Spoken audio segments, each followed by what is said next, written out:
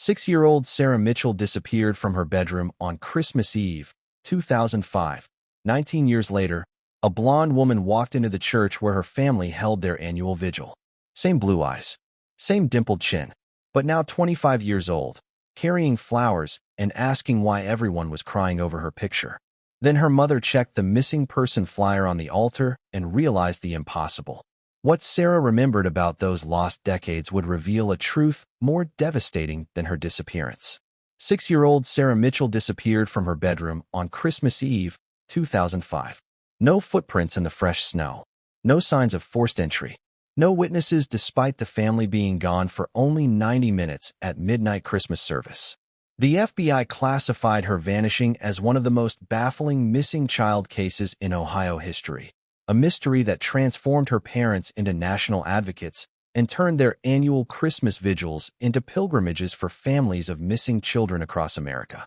For 19 years, her empty stocking hung by the fireplace, while St. Mark's Episcopal Church held prayers for her safe return. Then on Christmas Eve, 2024, a blonde woman walked through those same church doors carrying white roses and asking why everyone was crying over her picture. Same piercing blue eyes that had once sparkled with Christmas morning excitement. Same distinctive dimpled chin that had made her smile instantly recognizable in family photographs. Same graceful way of tilting her head when asking questions about things she didn't understand. But now she appeared to be 25 years old, carrying herself with the confident poise of a successful young professional who seemed genuinely confused by the tears and shocked silence that greeted her entrance. Linda Mitchell looked up from the front pew where she'd sat for 19 consecutive Christmas Eve vigils and felt reality fracture around her like ice breaking on a frozen pond. The woman standing in the church aisle possessed her missing daughter's exact facial features matured into perfect adult proportions. This couldn't be Sarah, who should have been 25 if she'd survived and grown up normally, because the woman before her appeared exactly that age despite having vanished as a 6-year-old child. "Excuse me," the woman said with Sarah's voice aged into adult clarity. "I'm sorry to interrupt your service, but I saw my picture on the sign outside, and I'm confused. Why is everyone crying over my photograph? I'm perfectly fine, and I brought flowers to thank whoever has been praying for me." The words hit Linda like sledgehammers. This was Sarah's voice, unchanged in its essential warmth, but carrying the vocabulary and confidence of someone who had received education, experienced relationships, and built an adult life somewhere beyond her family's desperate searching. She spoke as if her disappearance had been a minor inconvenience rather than a tragedy that had consumed 19 years of her family's existence. David Mitchell heard his wife's sharp intake of breath and turned from where he'd been lighting candles at the altar memorial that honored their missing daughter. The high school history teacher who had spent 19 years analyzing every possible theory about Sarah's disappearance found his scholarly mind shutting down completely when confronted with evidence that challenged every assumption he'd constructed about loss, hope, and the passage of time. Father Michael paused in his prepared remarks about sustained faith and enduring love as 200 congregation members turned toward the woman who had just interrupted the most sacred moment in their annual calendar. The church had hosted Sarah's vigil every Christmas Eve since 2006. Creating a tradition that drew families of missing children from across the Midwest to share their grief and maintain their hope in communal prayer. "Sarah?" Linda whispered, the name feeling both foreign and familiar after years of speaking it only during interviews with investigators, conversations with grief counselors, and the annual vigil prayers that had sustained her faith through decades of unanswered questions. But Sarah's response shattered every logical explanation the Mitchell family had constructed during 19 years of searching, hoping, and gradually learning to live with permanent uncertainty. "Yes, that's me. Mom, why do you look so much older? And Jessica, you're supposed to be 9 years old. What happened to everyone? I feel like I've been gone for such a short time, but you all look like years have passed." The missing person flyer displayed on the altar showed 6-year-old Sarah's gap-toothed Christmas morning smile, beside age progression photos that forensic artists had created to show how she might appear at various ages. Linda's eyes moved between the flyer. In the autumn of 2005, the Mitchell family embodied everything beautiful about American Christmas traditions. Their Victorian house on Elm Street serving, as the unofficial headquarters for holiday celebrations that brought together neighbors, friends, and anyone who needed a place to feel welcome during the season of giving. The wraparound porch displayed Linda's handcrafted decorations while warmth and laughter spilled from windows that glowed with the soft light of Advent candles and twinkling tree lights. Linda Mitchell moved through her days with the compassionate efficiency of someone who had spent 12 years as a nurse practitioner specializing in pediatric care, understanding that healing required both medical expertise and genuine emotional connection. At 35, she had earned recognition throughout the community for organizing holiday events that served families regardless of their economic circumstances, ensuring that every child experienced Christmas magic regardless of what their parents could afford. Her colleagues often marveled at how she could comfort anxious children during medical procedures or coordinate complex community events with equal skill and endless patience. 6-year-old Sarah Mitchell was the kind of child who made adults remember why Christmas had felt magical when they were young, possessing an infectious enthusiasm for holiday traditions that transformed ordinary activities into adventures worthy of her detailed storytelling. She spent December afternoons crafting handmade gifts from construction paper, ribbon, and boundless creativity, presenting her artistic creations with the pride that came from knowing each present had been designed specifically for its recipient. Sarah's favorite activity involved walking through the neighborhood to admire Christmas decorations while singing carols in a voice that carried both perfect pitch and complete confidence that everyone within hearing distance wanted to join her impromptu concerts. David Mitchell balanced his responsibilities as Jefferson High School's history department chair with the hands-on parenting that had become his greatest source of joy and professional inspiration. At 38, he had built a reputation for making historical events feel relevant to modern teenagers. But his most important audience was gathered around the family dinner table each evening, where he shared stories that connected past and present through lessons about courage, faith, and the importance of community bonds that transcended individual circumstances. 9-year-old Jessica Mitchell had inherited her mother's organizational skills and her father's love of storytelling, making her the family's unofficial coordinator of Christmas morning traditions that had evolved over years of careful observation and enthusiastic participation. She maintained detailed lists of gift-giving schedules, cookie-baking timelines, and carol-singing routes that ensured every family tradition received proper attention while creating space for spontaneous additions that kept their celebrations fresh and exciting. The Mitchell family had rituals that felt sacred in their simplicity and profound in their ability to create lasting memories from ordinary moments. Christmas tree selection required unanimous family approval after visiting multiple lots and debating the merits of various evergreen species with the seriousness that others reserved for major financial decisions. Evening activities during December included neighborhood caroling expeditions that allowed Sarah to share her musical enthusiasm while strengthening community connections that made Elm Street feel like an extended family. Sarah's personality combined artistic creativity with an almost supernatural ability to find joy in serving others, making her the natural leader of family charitable activities that included collecting toys for underprivileged children and baking cookies for elderly neighbors who lived alone. She possessed an innate understanding of gift-giving that focused on recipients' interests rather than expensive purchases, creating presents that demonstrated thoughtfulness and love rather than financial resources. The Christmas Eve tradition held special significance for the Mitchell family, representing both their faith commitment and their dedication to community service. The midnight service at St. Mark's Episcopal Church provided the spiritual foundation for their holiday celebrations, while their annual Christmas Eve dinner for neighbors who lacked family connections demonstrated their belief that no one should spend the holiday alone. Sarah's role in these gatherings involved entertaining guests with carols, story recitations, and the kind of innocent charm that made adults feel optimistic about humanity's future. David's bedtime stories during December featured elaborate tales about Christmas angels who watched over sleeping children, protecting them from harm while they dreamed of presents and family gatherings. Sarah listened to these stories with the absolute faith that came from growing up in a household where love felt as reliable as sunrise and safety seemed as permanent as the Victorian house that had sheltered 3 generations of her father's family. As Christmas 2005 approached, The Mitchell family was preparing for their most elaborate celebration yet, with Sarah's growing independence allowing her to take on responsibilities that made her feel like a contributing member of the holiday planning committee rather than simply a recipient of adult-organized festivities. None of them could have imagined that their carefully constructed traditions were about to be destroyed by forces that would test everything they believed about protection, faith, and the mysterious ways that evil sometimes targets the most innocent members of communities built on trust and love.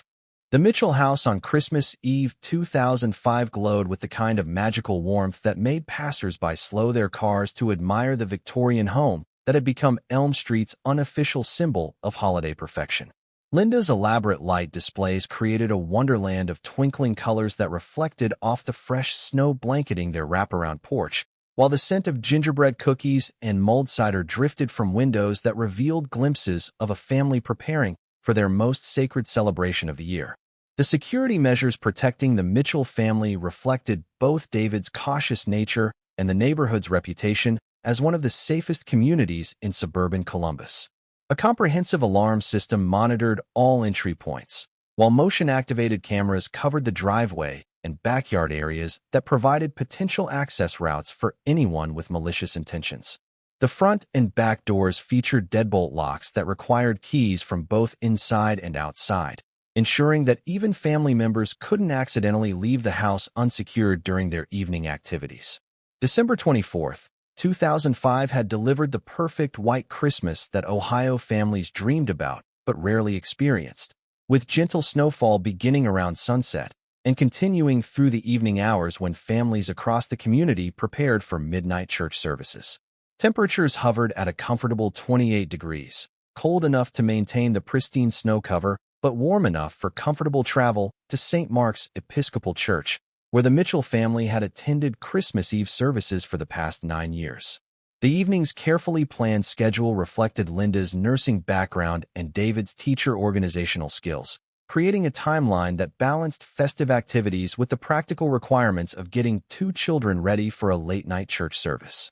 Christmas Eve dinner featured traditional dishes that had been prepared throughout the week, allowing the family to focus on final gift wrapping, last-minute decorating touches, and the spiritual preparation that made their midnight service feel meaningful rather than obligatory.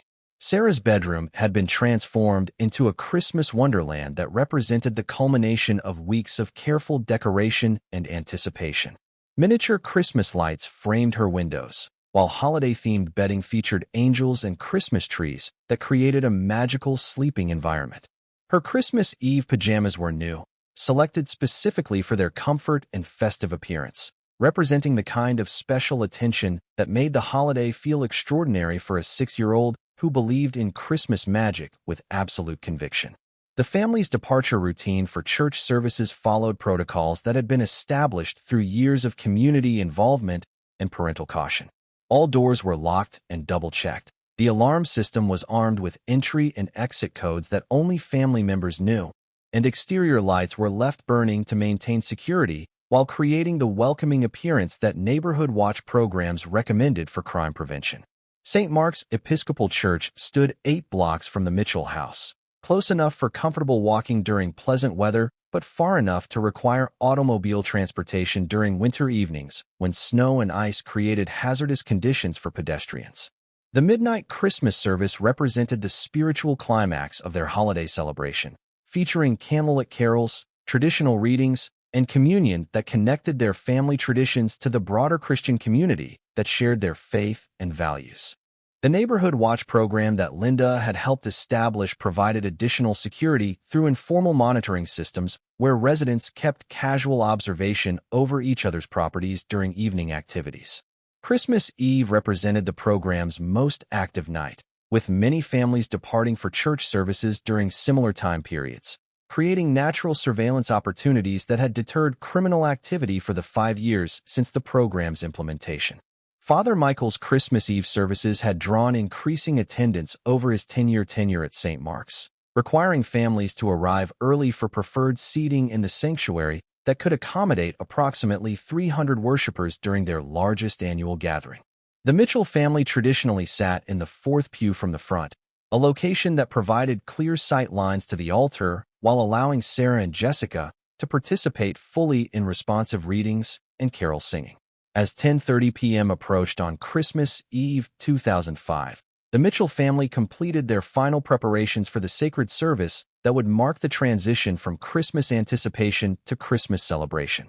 Sarah's excitement about staying up past midnight for the first time in her young life had sustained her energy throughout the evening's activities, making bedtime preparations unnecessary since she would be attending church rather than sleeping until Christmas morning. None of them could have anticipated that their 90-minute absence for Christmas worship would provide the opportunity for someone to destroy their family's foundation of faith, safety, and community trust in ways that would haunt them for 19 years. At exactly 10:30 p.m. on Christmas Eve 2005, the Mitchell family conducted their final preparations for the midnight service that would transform anticipation into celebration, marking the sacred transition from Christmas Eve waiting to Christmas morning joy. Sarah bounced with excitement in her new holiday pajamas, experiencing the thrilling grown-up privilege of staying awake past midnight for the first time in her 6 years of Christmas celebrations. The house glowed with perfect warmth as Linda gathered coats while David completed his security checklist that had protected their family for 9 years of Christmas Eve departures. The bedtime routine that typically preceded church attendance had been modified for Christmas Eve's special circumstances, allowing Sarah to remain in her festive pajamas rather than changing into church clothes that would be uncomfortable during the lengthy service. Her bedroom provided a magical sleeping environment decorated with twinkling lights and holiday bedding that would welcome her return from church with dreams of Christmas morning adventures waiting just hours away. At 10:45 p.m., David completed his methodical security protocols that included checking all door locks, arming the comprehensive alarm system, and activating exterior lighting that would maintain both safety and welcoming appearance during their absence. The motion-activated cameras covering their property provided additional surveillance that had never been needed but offered peace of mind during evening activities that required leaving their home unattended. The family departed for St. Mark's Episcopal Church at 11 p.m., their headlights illuminating fresh snow that created perfect Christmas card scenery along the 8-block route that had become as familiar as their own driveway. The drive through their neighborhood revealed dozens of other families making similar journeys to various churches, creating the community solidarity that made Christmas Eve feel like a shared celebration rather than individual observances. Father Michael's midnight service at St. Mark's followed traditions that had been established over decades of Christmas Eve worship, featuring candlelit carols, responsive readings, and communion that connected individual families to the broader Christian community that gathered for their most sacred annual celebration. The Mitchell family sat in their usual fourth pew, Sarah's excited whispers about staying up past midnight providing gentle humor during the solemn moments that marked Christ's birth. The service concluded at 12:30 a.m. on Christmas morning, with congregants lingering in the fellowship hall to share holiday greetings and exchange warm wishes for joyful celebrations. Sarah's energy had sustained her through the entire service despite her usual 8 p.m. bedtime, proving to herself and her parents that she was ready for the grown-up responsibilities that came with participating in adult holiday traditions. The drive home through snow-covered streets felt magical as Christmas Day officially began. With Sarah chattering about presents she hoped to find, the phone call to police at 1:15 a.m. on Christmas morning transformed the holiest night of the Christian calendar into the beginning of a 19-year nightmare that would test everything the Mitchell family believed about faith, protection, and the mysterious ways that evil sometimes strikes during moments of greatest spiritual vulnerability. The phone call that destroyed Christmas for the Mitchell family came at 1:15 a.m. on December 25, 2005, when David's voice cracked as he reported the impossible to emergency dispatch. "My 6-year-old daughter has been taken from her bedroom while we were at church. The front door was unlocked when we returned, but our alarm system never triggered, and there are no footprints in the snow." Linda's pediatric nursing experience provided no preparation for the maternal terror that consumed her as she stood in Sarah's empty bedroom, staring at the open window that should have been secured by locks that required adult strength to operate. The fresh snow outside showed no evidence of disturbance, No indication that anyone had approached their house during the 90 minutes when their family had been celebrating the birth of Christ at St. Mark's Episcopal Church. Detective Carol Ross arrived at 2:30 a.m. with specialized training in child abduction cases, bringing expertise that suburban Columbus rarely required but maintained for situations that shattered community assumptions about holiday safety. Her initial assessment revealed the case's most disturbing elements: no signs of forced entry, no evidence of struggle, and security systems that had been mysteriously bypassed without triggering any alerts or leaving traces of tampering. 9-year-old Jessica sat in the living room clutching the Christmas stocking she'd helped Sarah decorate weeks earlier. Her excitement about Christmas morning transformed into confusion and terror that no child should experience. The responsible big sister who had looked forward to watching Sarah's reaction to carefully chosen presents now faced the reality that Christmas would forever be associated with loss rather than joy and family celebration. The Amber Alert broadcast at 4 a.m. transformed their private nightmare into public emergency as Sarah's photograph appeared on electronic devices throughout Ohio and surrounding states. Her gap-toothed Christmas smile becoming familiar to millions of people while her family waited helplessly for information about how a supervised child could vanish from a secured home during the holiest night of the Christian calendar. St. Mark's Episcopal Church congregation mobilized with the intensity of people whose faith had been tested by evil striking during their most sacred celebration. Father Michael canceled Christmas Day services to coordinate search efforts, while church members postponed family gatherings to comb through every possible location where a missing 6-year-old might be found within the frozen landscape. The harsh reality began settling over everyone involved as Christmas Day ended without discovering any trace of Sarah Mitchell. Despite immediate response, federal involvement, and community mobilization that had temporarily transformed holiday celebrations into desperate rescue efforts that yielded nothing except questions and the terrible knowledge that evil had violated the most sacred night of the year.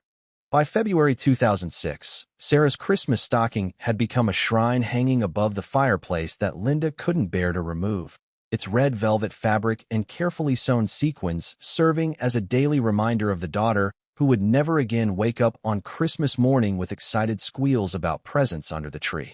The Victorian house that had once been the neighborhood's symbol of holiday perfection became a monument to interrupted celebrations, with Christmas decorations packed away and holiday traditions suspended indefinitely. The search for Sarah had officially transitioned to cold case status after 6 months of investigation that yielded no credible leads, physical evidence, or logical explanation for her Christmas Eve disappearance. Linda took extended leave from her nursing position, finding it impossible to treat other people's children when her own remained missing without explanation. The pediatric practice where she'd built her career eventually hired a permanent replacement, understanding that some tragedies make returning to normal responsibilities impossible. David's transformation from high school history teacher to full-time missing children advocate began with his decision to establish the first annual Christmas Eve Vigil at St. Mark's Episcopal Church in December 2006.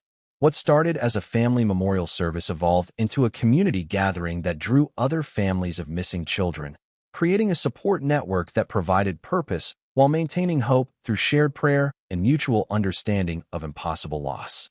Jessica Carter grew from 9 to 28 during those 19 years, carrying survivor guilt that manifested in her refusal to celebrate Christmas or have children of her own. She'd been the last family member to see Sarah alive, the protective big sister whose Christmas excitement had been replaced by permanent anxiety about holiday celebrations that could transform into nightmares without warning. Her career choice in social work reflected her determination to protect other children while processing her own unresolved trauma. The annual vigils at St. Mark's became legendary throughout the missing children community, drawing families from across the Midwest who found comfort in shared prayers and collective hope that sustained them through holidays that served as painful anniversaries rather than joyful celebrations. Media coverage of the December 24th gatherings helped maintain public awareness while generating tips that required investigation despite their geographic improbability and decreasing credibility. Linda's expertise in childhood trauma led to her appointment as Regional Coordinator for Missing Children of America, a position that provided national platform for advocacy work while keeping Sarah's memory alive through policy initiatives and support services that helped other families navigate similar nightmares. Her professional success felt hollow without the daughter who had inspired her commitment to protecting vulnerable children through systemic change. The neighborhood around Elm Street changed dramatically as property values fluctuated and families moved away from the area's association with unexplained tragedy. New residents arrived unaware of the 6-year-old who had vanished on Christmas Eve, while longtime neighbors struggled with their own guilt about failing to prevent something they'd never understood or anticipated. St. Mark's Episcopal Church experienced growth in membership as families drawn to the Vigil tradition decided to join the congregation that had provided such unwavering support during the Mitchell family's darkest period.